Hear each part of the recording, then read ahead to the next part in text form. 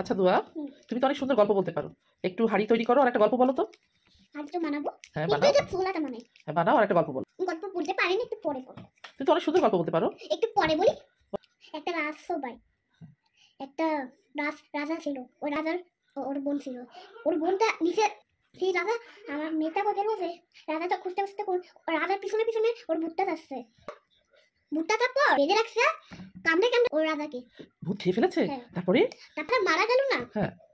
তারপর পুলিশ তো ধরে নিয়ে গেল ভূতটা। কাকে ধরে নিয়ে গেল? ভূতকে। ভূতকে পুলিশ ধরে নিয়ে গেল? বাহ। গুলি মেরে গুলি মারছে কে? পুলিশ না, পুলিশে গুলি মারছে কাকে? ভূতকে। ও ভূতকে গুলি মারছে, তারপরে ভূত মারা গেল? জেলের ভিতর 2 বছর থেকে ভূত ছিল জেলের ভিতর। জেলের ভিতরে আর আসতে পারেনি। আর আসতে পারেনি। তারপরে রাজা তো মারা গেল, তারপরে রাজার বোনের কি হলো? ভূতরে খায়া ফেলছে, কিভাবে বাঁচবে? কাকে খেয়ে ফেলছে? বোনকেও? হ্যাঁ, তাই? তাহলে রাজার সবাই মারা গেল? আমি জানি। তুমি জানো?